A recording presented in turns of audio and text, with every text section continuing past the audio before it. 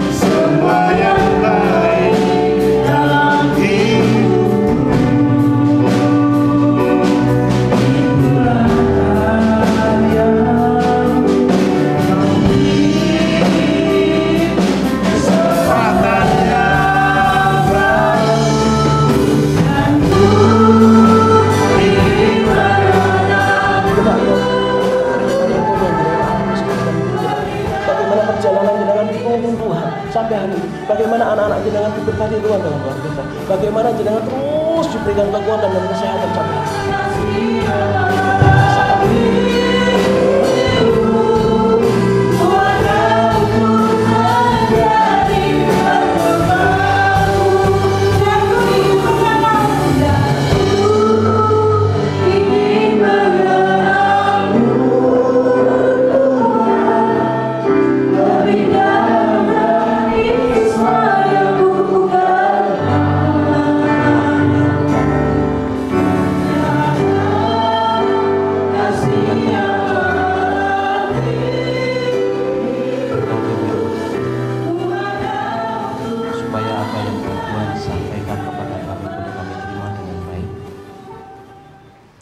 kami dapat melakukan itu di dalam kehidupan kami. Jadilah apa yang menjadi kehendak Tuhan atas kebenaran firman-Mu dan kami siap untuk menerimanya. Di dalam nama Tuhan Yesus kami telah berdoa. Haleluya. Amin. Kita buka Alkitab kita Bapak Ibu dari kitab Wahyu.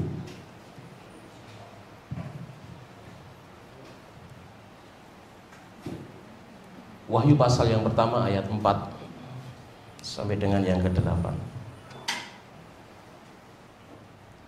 Salam kepada ketujuh jemaat dari Yohanes kepada ketujuh jemaat yang di Asia Kecil. Kasih karunia dan damai sejahtera menyertai kamu dari Dia yang ada dan yang sudah ada dan yang akan datang, dan dari ketujuh roh yang ada di hadapan tahtanya, dan dari Yesus Kristus saksi yang setia, yang pertama bangkit dari antara orang mati dan yang berkuasa atas raja-raja bumi ini. Bagi Dia yang mengasihi kita dan yang telah melepaskan kita dari dosa kita oleh darahnya, dan yang telah membuat kita menjadi suatu kerajaan, menjadi imam-imam bagi Allah Bapanya. Bagi Dialah kemuliaan dan kuasa sampai selama-lamanya. Lihatlah, Ia datang dengan awan-awan, dan setiap mata akan melihat Dia, juga mereka yang telah menikam Dia, dan semua bangsa di bumi akan meratapi Dia. Ya, Aku adalah Alfa dan Omega, firman Tuhan Allah, yang ada dan yang sudah ada, dan yang akan datang, yang maha kuasa. Amin. Demikian jauh pembacaan teks firman Tuhan untuk boleh menjadi perenungan kita semua pagi ini. Dan yang berbahagia adalah kita yang mau mendengar firman Tuhan, yang mau menyimpannya dalam hati, dan yang mau melakukannya di dalam setiap kehidupan kita semua. Amin. Ibu bapak dan saudaraku yang dikasihi dan diberkati Tuhan, tema untuk perenungan kita pagi ini adalah menjadi kerajaan imam di dunia. Menjadi kerajaan imam di dunia. Apa itu imam, Bapak Ibu? Ada dua pengertian imam, baik menurut PP maupun PL. Terlalu jauh, saya nggak bisa membaca itu. Terlalu kecil, Bapak Ibu. Menurut PL, imam adalah seorang yang menjadi perantara antara umat Allah dengan Tuhan. Zaman dulu, ketika membawa persembahan, nggak boleh sembarangan semua orang boleh masuk ke ruang maha suci. Harus ada imam yang menjadi perantara persembahan itu sampai kepada Tuhan. Dan itu orang istimewa, Bapak Ibu. Hanya dari suku Lewi yang boleh menjadi imam. Enggak boleh dari suku yang lain. Suku Jawa enggak boleh. Harus dari suku Lewi. Dan imam juga, dia adalah yang mengatur segala penata layanan di rumah ibadah Tuhan. Masalah peribadatan semuanya diatur oleh seorang imam. Jadi tugas khusus yang dimiliki seorang imam adalah bagaimana tentang hal-hal yang bersifat kekekalan, bersifat kerohanian, bersifat peribadatan. Dan satu hal lagi yang dilakukan menjadi tugas seorang imam adalah apa? Mengajarkan firman Tuhan, Taurat, kepada umat Allah. Itu zaman Perjanjian Lama, Bapak Ibu. Yang boleh mengajarkan firman Tuhan itu orang-orang khusus, salah satunya adalah seorang imam itu. Nah, sekarang kita masuk ke dalam dunia Perjanjian Baru, di mana Tuhan Yesus sudah ada. Apa yang dimaksud dengan imam? Kalau kita mengacu dari surat 1 Petrus 2 ayat 9, imam itu adalah seseorang yang terpilih, yang dikhususkan, yang dikuduskan Tuhan sendiri dan menjadi milik Tuhan. Kita adalah umat yang imamat dan rajani. Sudah sering mendengar kalimat itu. Tahu artinya apa? Imamat dan rajani. Kulon jenengan ini imamat dan rajani, Bapak Ibu. Artinya adalah setiap orang adalah imam bagi sesamanya dan dapat menjadi alat untuk memperkenalkan Tuhan kepada orang lain yang belum percaya. Jadi secara pemahaman etimologi dari kata imam ini artinya adalah next, Naseh.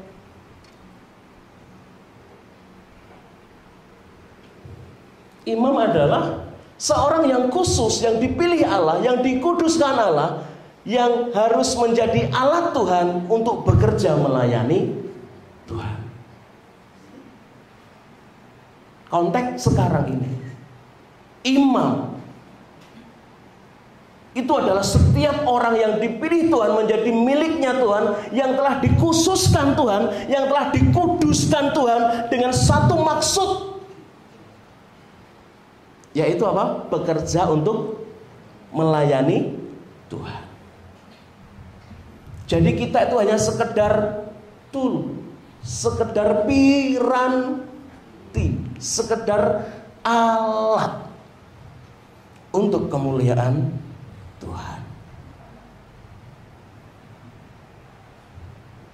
Ibu bapak, sering kita mendengar pengajaran bahwa di dalam keluarga imam itu adalah seorang betul nggak? Itu zaman PL mungkin berlaku. Sekarang zaman PP, semua adalah imam. Tugasnya apa? Baik suami, baik istri sama. Menjadi pelayan Tuhan, mengatur ibadah dalam rumah tangga jenengan. Gak ikut tugasnya suami, tidak saya katakan. Istri juga punya tugas dan tanggung jawab yang sama, bahkan anak sekalipun. Anak bisa menegur ayah dan ibunya kalau nggak ada pernah berdoa, bisa. Istri bisa menegur suami kalau suaminya nggak pernah ngajak doa bareng, bisa. Terlebih suami sebagai pemimpin dalam keluarga, harusnya yang mengatur ritme ibadah dalam keluarga itu juga adalah seorang suami. Tugas seorang imam harus menjadi perantara antara umat dan Allah, harus mendoakan itu dulu. Sekarang semua orang bisa langsung berdoa dengan Tuhan tanpa harus ada peran. Nek donga aja no. Gak boleh berdoa sendiri.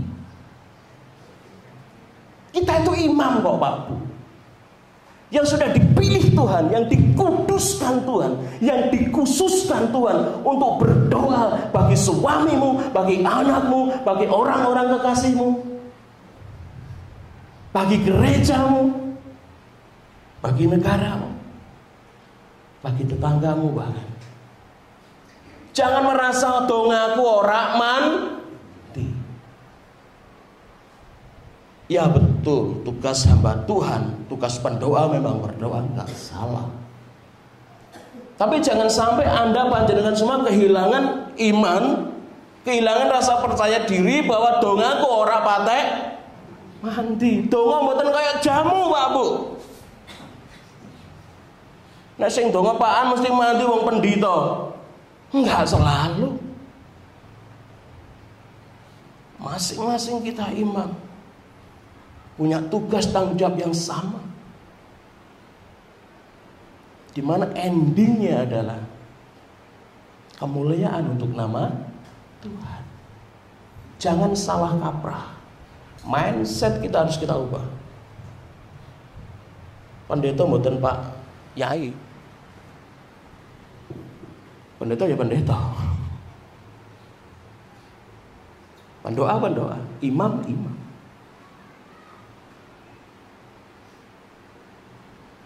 Kita semua berhak ndedonga langsung kali Gusti. Umat pilihan Allah yang dikhususkan Allah untuk melayani Tuhan di dunia ini dengan maksud dan tujuan supaya semakin banyak orang yang mengenal kasih Tuhan dan menerima Tuhan sebagai Allah dan juru selamat hidupnya. Nah, ini maksud Allah yang harus kita pahami, bahwasanya ketika dengan tema menjadi kerajaan imam di dunia adalah kita harus siap menjadi alat-alatnya Tuhan. Kita harus siap menjadi pelayan-pelayannya Tuhan untuk menghadirkan kerajaan Allah di bumi ini, supaya orang mengenal kasih Tuhan, supaya orang mau menerima Yesus Tuhan sebagai Allah dan juru selamat. Tujuan akhirnya adalah itu, Bapak Ibu.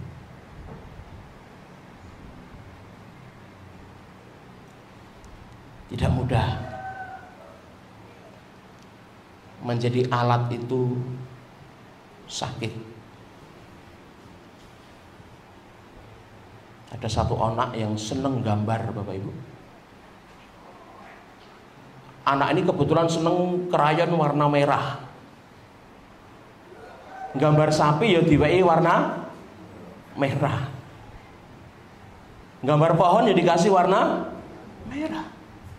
Sampai gambar ikan bedek itu karunya ini hijau kan, dikasih warna merah. Karena sering dipakai krayon itu, dari 12 warna yang paling cepat habis yang mana? Merah. Karena sering digosok-gosok terus, sering dipakai terus untuk menggambar, dan akhirnya sakit Bapak Ibu. Dipakai Tuhan itu gak gampang. Dipakai Tuhan itu memang sakit. Tapi ingat, yang dipakai Tuhan adalah yang berkenan di hadapan Tuhan. Ada banyak alasan untuk tidak melayani Tuhan dan menjadi alatnya Tuhan. Karena salah satunya memang faktanya dipakai Tuhan itu enggak mudah. Dipakai Tuhan itu sakit. Namun dari gambaran krayon tadi, anak tadi yang paling dia senangi, yang paling dia kehendaki adalah warna merah, dan itu yang sering kali dipakai.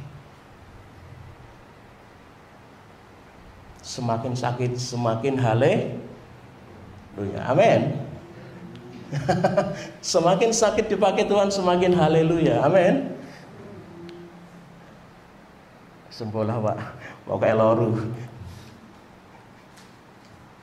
Enggak ada sakit yang sia-sia di dalam Tuhan.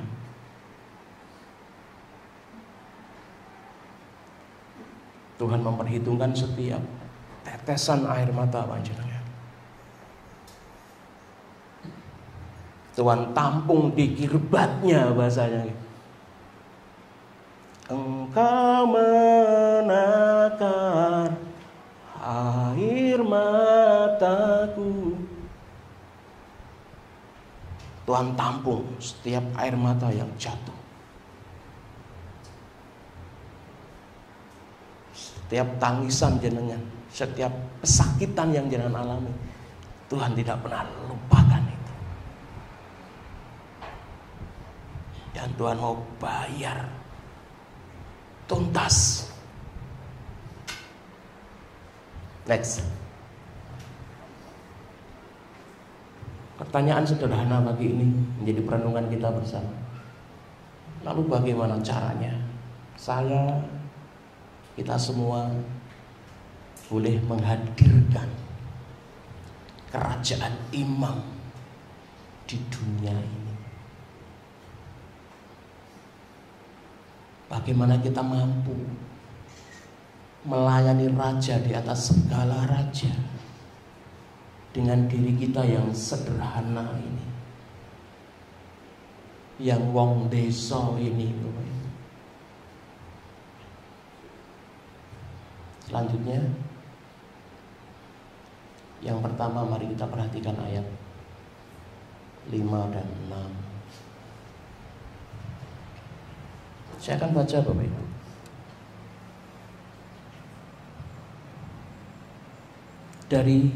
Dari Yesus Kristus, saksi yang setia, yang pertama bangkit dari antara orang mati, dan yang berkuasa atas raja-raja bumi ini. Bagi Dia yang mengasihi kita dan yang telah melepaskan kita dari dosa kita oleh darah-Nya, dan yang telah membuat kita menjadi suatu kerajaan, menjadi imam-imam bagi Allah Bapa-Nya. Bagi Dialah kemuliaan dan kuasa sampai lama-lamanya. Jadi poin yang pertama, supaya kita boleh menjadi pribadi-pribadi, anak-anak Tuhan yang mampu untuk menghadirkan kerajaan imam di dunia ini. Yang pertama adalah alami kuasa Tuhan secara pribadi.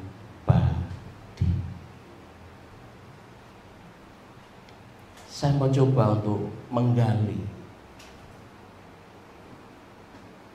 supaya kita bisa mengerti kuasa Tuhan itu terjadi dalam hidup kita atau tidak. Perhatikan Bapak Ibu, yang pertama, di ayat yang kelima tadi mengatakan bahwa Yesus satu-satunya yang mengasihi kita. Tak kasih dalam kurung, tanpa tendensi. Kalau Bapak Ibu buka Alkitab versi yang lain, kalau di Alkitab kita dikatakan hanya yang mengasihi kita, okay? Bagi Dia yang mengasihi kita. Saya bandingkan versi-versi yang lain Bapak Ibu, dikatakan Yesuslah satu-satunya pribadi yang mengasihi kita dengan tanpa tendensi.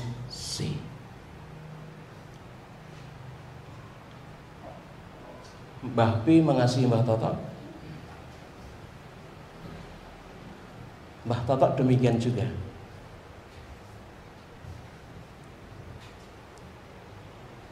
Tapi seandainya Mbah Toto tidak bisa mengasihi Mbah Pi, apa Mbah Pi masih mengasihinya? Susah. Kasih kita di sini semuanya tendensius, Bapak Ibu. Kita mengasihi karena ada sesuatu yang kita mau dari orang yang kita kasih.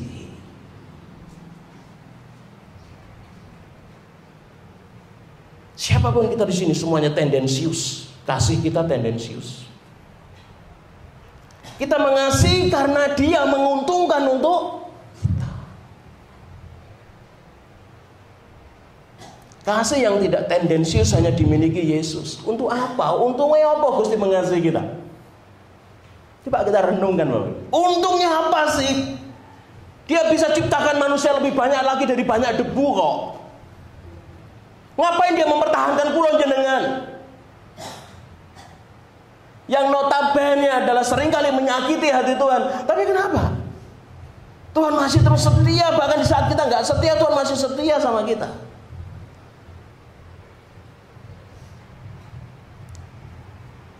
Jangan pernah renungkan ini. Bahkan ketika kita nggak mengampuni orang, Tuhan masih terus membuka kesempatan supaya kita bisa memberikan pengampunan kepadanya. Dan Tuhan masih terus mengampuni kita. Sedemikian hebat, sedemikian besar kasih Tuhan ini. Dan dia satu-satunya pribadi yang menerima saya dan panjenengan tanpa ada pamrih sedikit.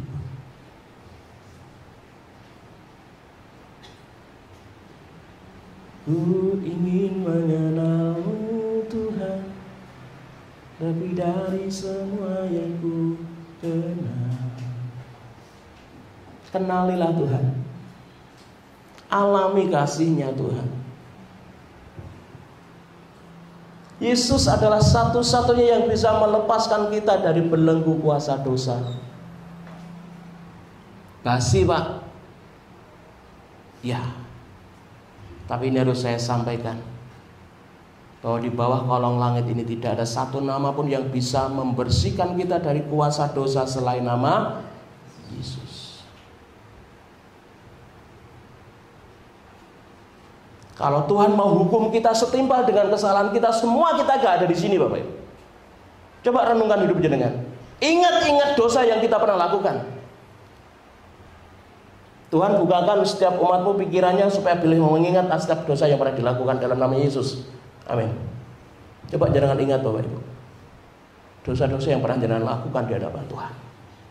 Kalau Tuhan mau hukum Aan setimpal dengan kesalahannya Aan gak layak berdiri di sini. Siapapun kita di tempat ini.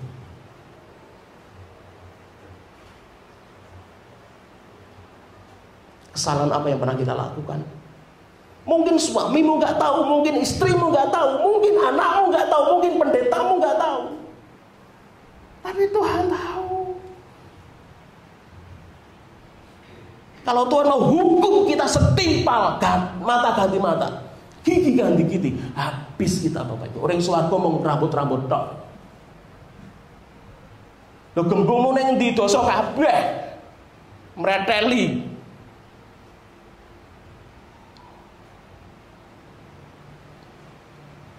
Tuhan mau datang ke dunia.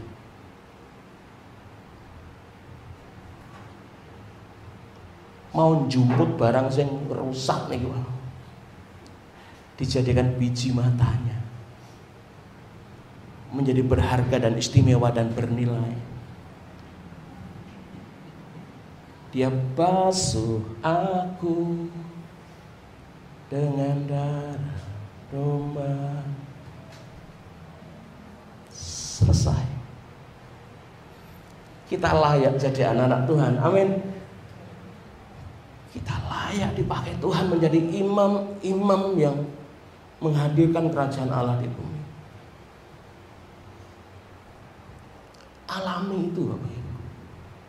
Kalau kita nggak mengerti ini, kita nggak akan bisa jadi imam-imamnya Tuhan di bumi. Yesus satu-satunya yang bisa memberikan kita hak istimewa.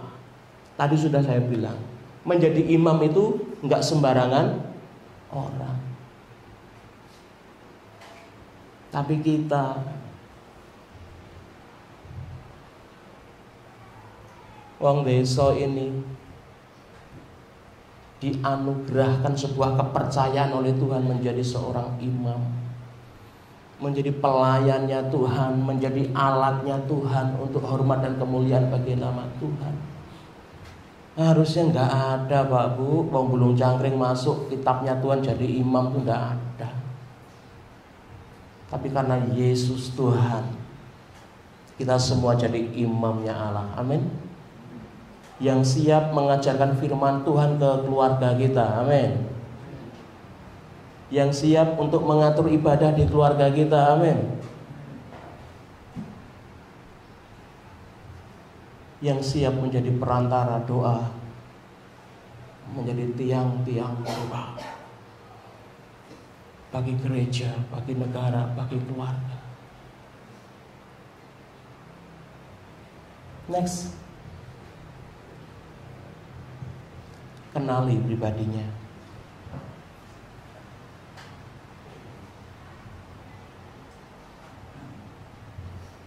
Jangan hanya kenal Yesus juru selamat,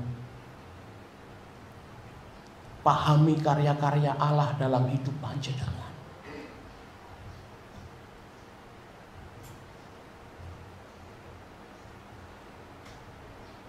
Tadi malam kami pulang dari kelab jam 10, ya Mas Abed, dengan Mas Aryo, Mas Abed, saya. Ada 200 anak muda Kristen GITJ yang boleh kami layani. Dan saya kebagian 3 anak.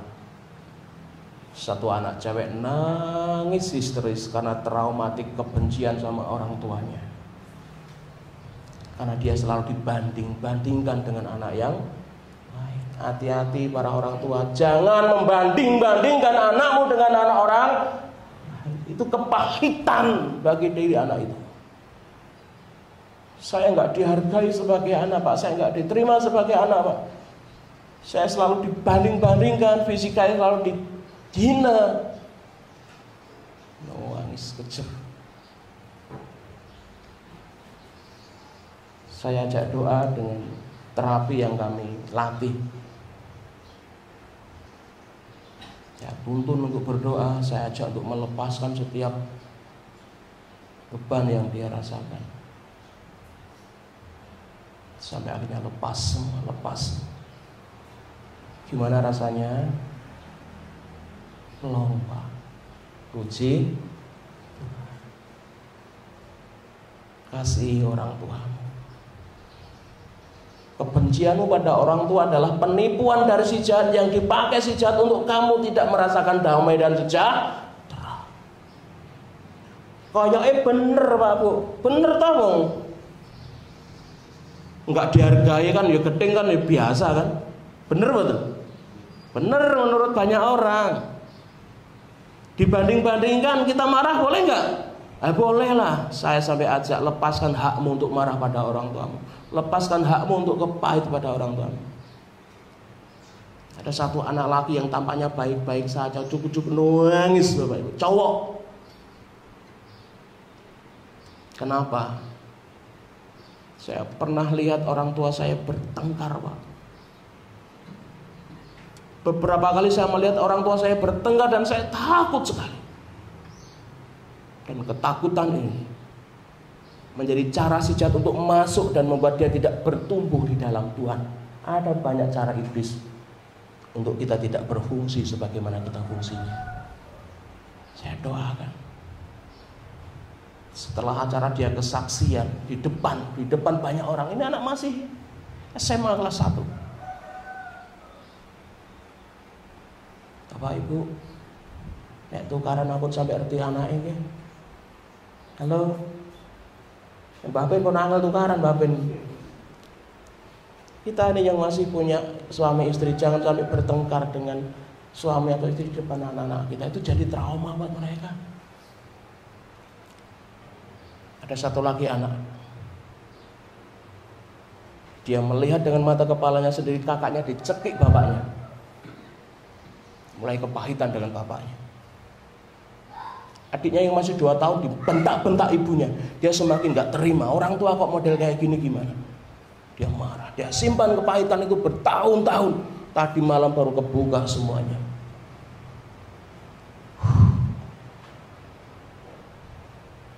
Saya tuntun, saya doakan. Puji Tuhan, dipulihkan Tuhan.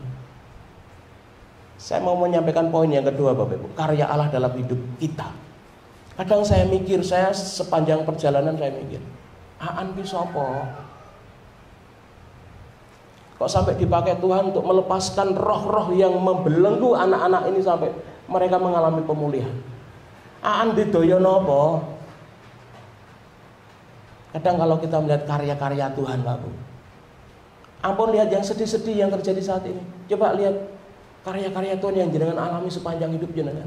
Bagaimana perjalanan jenengan dituntun Tuhan sampai hari ini. Bagaimana anak-anak jenengan diberkati Tuhan dengan luar biasa. Bagaimana jenengan terus diberikan kekuatan dan kesehatan sampai hari ini. Coba rasakan itu. Isi hati kita dengan hal-hal yang positif yang Allah lakukan. Enggak sampai kepada penebusan dulu deh saya. Itu endingnya. Coba hal-hal kecil yang jenengan alami bersama dengan keluarga. Bagaimana Allah mengeluarkan panjenengan dan saya dari masalah demi masalah yang terus menjebak kita. Bagaimana tangan Allah tidak pernah lepas memegang tangan jenengan.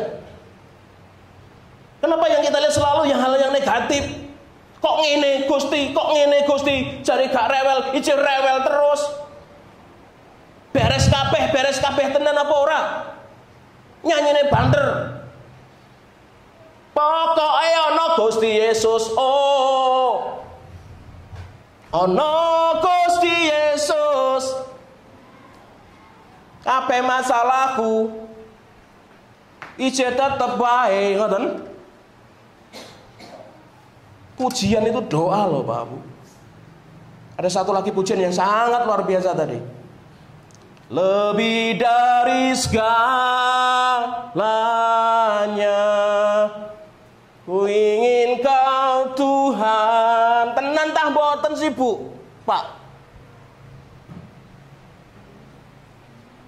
Yang lebih kita inginkan kadang bukan Tuhan tapi emas, permata.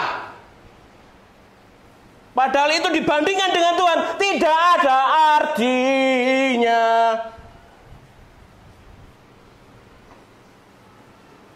Tertampar saya tadi. Duit itu nggak bisa membeli kebahagiaan, setuju dengan? Nek sidik duit,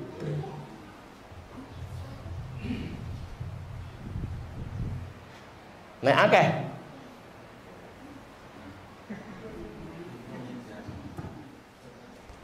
Duit nek sidik orang membuat bahagia, iya. Tapi nek akeh, pertanyaan saya. Tapi saya sampaikan bahwa ada waktunya duit nggak bisa menolong saya dan jenengan. Amin. Duit, aku haus, ambilkan minum dong. Bisa duit? Kadang kita butuh orang lain yang tulus, yang murni, yang mengasihi kita.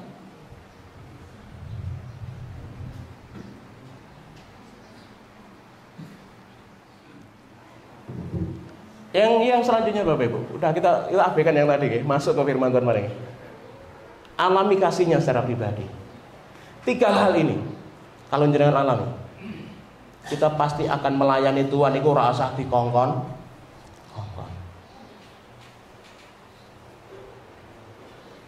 Saya berpikir Bapak Ibu, ada banyak alasan untuk bisa kita menjadi mundur jadi anak-anak Tuhan. Saya juga berpikir bahwa banyak alasan yang bisa membuat kita potensi mundur dari pelayanan. Namun kembali 3 hal ini, saya merenungkan 3 hal ini.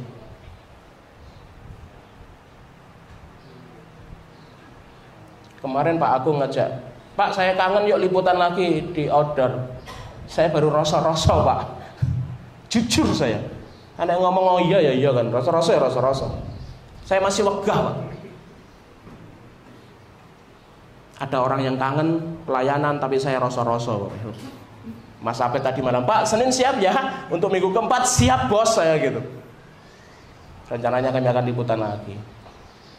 Di Kampleng Gusti dengan ini saya Bapak Ibu. Kowe keluar. Bocah wis bosok tak jumput tak dadekno apik kaya ora melayani aku. Nggih Gusti, nggih. Nggih Gusti, nggih. Yuk jadi kerajaan imam di keluarga kita, di gereja kita ini. Amin. Siap Bapak Ibu? Terakhir nih, terakhir. Cepet mau kalau rata sesuai. Menjadi Kristen itu bukan seberapa banyak yang sudah kita lakukan buat Tuhan. Hati-hati, ini bisa menjerat kita pada kesombongan rohani. Kemarin saya terjerat dengan kesombongan rohani. 13 tahun di sini loh saya, wih keren betul. 13 tahun saya di sini loh. Pencapaian yang saya munculkan. Anak kayak 13 tahun. Aku mati demi kamu. Hati-hati. Kekristenan bukan masalah seberapa banyak yang kita lakukan buat Tuhan. No, bukan. Tetapi kekristenan adalah seberapa banyak yang kita pahami tentang Tuhan dan yang dilakukannya dalam hidup kita. Makanya kenali Tuhan, alami Tuhan, rasakan kasih Tuhan secara pribadi, jangan katanya orang lain. Kalau Anda nggak merasakan aturan apa alami kasih Tuhan secara pribadi, jenengan pelayanan hanya sebatas formalitas. Bukan beranjak dari kehancuran hati panjenengan yang merasakan kasih anugerah Tuhan dan jenengan ingin menyenangkan Allah Bapa itu. Neng karena sekedar dikongkon, sekedar karena tugasmu, karena jabatanmu, karena formalitasmu. Tapi kalau jenengan alami kasih Tuhan, mengenal Tuhan secara pribadi, saya yakin. Kadang niku lho Pak Bu. Kalau nek mancing ke patil undu niku loro. Patil undu bayati, sakit tuh Pak niku. Neng kadang luweh loru patil omongan lho. Hati-hati. Kadang omonganku matilin jareme ngantek suwi nang jero hati. Patil. Jadi banyak hal nek kita mau mundur dari pelayanan itu walah oke. Tapi Tuhan bilang pagi ini, yuk jadi imam. Melayani Tuhan bersama-sama, gak ada yang sempurna. Anda sempurna. Yuk belajar melayani Tuhan bersama-sama. Kita bersama-sama, karena sering kali iblis memakai celah sakit hati dan sebagainya untuk membuat kita tidak melayani Tuhan. Ini tujuan iblis. Kita sudah alami kasih Tuhan seberapa hebat apapun, tapi kalau iblis menguasai kita, bahaya ya Dek ya. Kita harus tutup setiap celah-celah itu dalam nama Yesus. Mari kita mulai lagi melayani Tuhan dengan penuh sukacita dan semangat. Sebentar lagi Tuhan akan hadir. Kita peringati kan di hari Natal. Next Mas, ya. Bentar lagi kok. Yang kedua alasannya adalah bagaimana kita bisa menjadi imam di bumi ini. Imani bahwa Tuhan itu akan datang. Tuhan telah datang. Saya merindukan lagu-lagu Natal bergema. November ini prei PA ben latihan, ora latihan yo. Kapan latihan? Atau PA-nya kita undur Oktober aja liburnya biar panjang latihannya. Oke? November itu di-cut kegiatan selain doa semuanya prei, harapannya supaya panjang latihannya untuk ibadah dan perayaan Natal. Imani Bapak Ibu bahwa Tuhan akan datang. Kalau kita nggak punya iman ini, kita nggak mungkin jadi imam-imam atau pelayan-pelayan Tuhan di bumi ini. Dia akan datang, orang-orang yang menikamnya juga melihat, semua orang akan melihat bahwa dia akan datang menyongsong kita di atas awan. Dia datang untuk membawa gerejanya dalam kasih dan pelukannya. Dia akan menghakimi orang yang layak dan tidak layak, orang yang jahat. Dia akan memisahkan mana domba, mana kambing. Kalau kita melayani Tuhan dengan setulus hati, kita domba atau kambing kira-kira? Jangan sampai jadi kambing, Pak Bu. Jadi sate jangan lagi. Kita harus jadi domba. Kesayangan Tuhan. Dia akan datang menjadi mempelai bagi kita dan akan membawa kita masuk dalam kerajaannya. Amin. Next. Penutup nih Bapak Bu. Masih ada waktu kesempatan untuk menjadi kerajaan imam di dunia ini. Dimulai dari keluarga kita. lingkungan kita, dan siap sedialah menjadi duta kerajaan Allah. Tuhan Yesus memberkati kita semua. Mari kita berdoa.